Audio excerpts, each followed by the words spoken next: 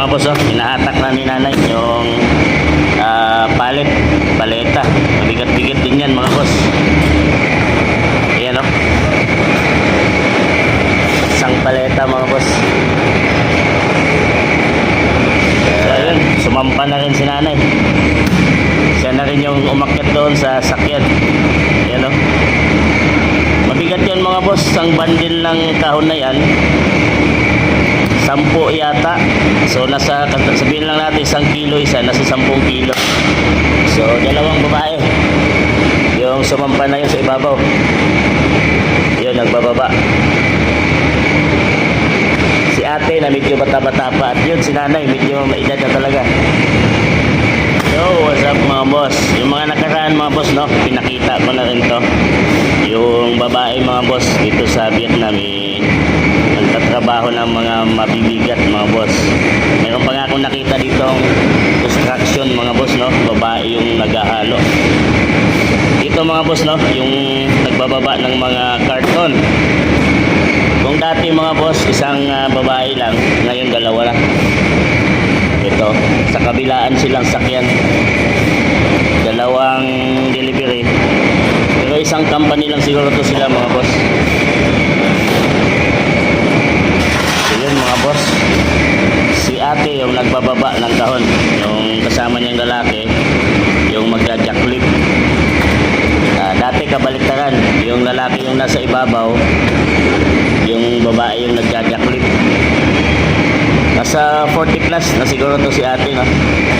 Pero itong si nanay mga boss, itong isa, yun, no? Nasa 40 plus, mag-50 na. Medyo may edad na to. Nandito sila sa kabila.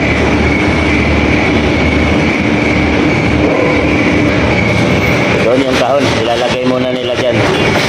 Mamaya nila hakutin papunta doon sa warehouse. Yun, pinabalot na ni nanay yung kahon para hindi siya mabuwal or matumba mga boss, no? Yan, nalak, paikot. Ito, kayot talaga mga boss, no, para mabuhay lang.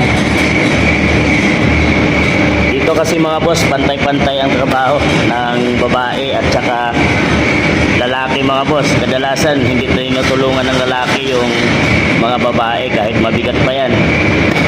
Ganon ang ano dito sa ibang bansa mga boss. Swerte pa yung mga babae natin sa Pilipinas mga boss, no? Dahil respeto ng mga kalalakihan na tinutulungan pag mga mabigat mga boss. Dito ay hindi, titingnan lang nila yan at walang tulungan. So ayun, sumampa na rin si nanay. Siya na rin yung umakyat doon sa sakyan. Yan, no? Mabigat yun mga boss. Ang bandil ng kahon na yan 10 yata. So nasa, sabihin lang natin 1 kilo isa, nasa 10 kilo. 10 kilo yung ganyan binababa ni nanay. Ito pa lang yung pinakamadali mga boss na trabaho, dahil mamaya mabigat na, hihilain na nila tong paletang to papunta doon sa warehouse 3rd floor mga boss, doon sa unahan.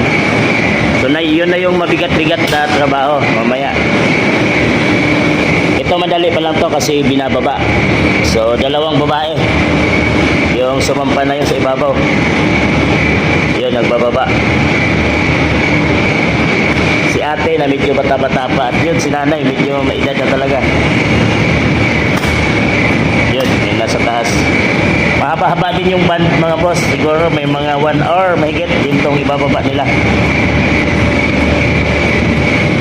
Yun, sisipag yung mababae dito mga boss sa Vietnam. Walang arte-arte sa katawan, pagtrabaho para mabuhay ng marangal. So yun, balik na si nanay. Yung lalaki na yung baba, siguro nahirapan, di na maabot ni nanay yung ano doon, kaya nagpalit sila. Siya rin sa baba. Mamaya yung pinaka mabigat na trabaho lang boss, pakita ko sa inyo.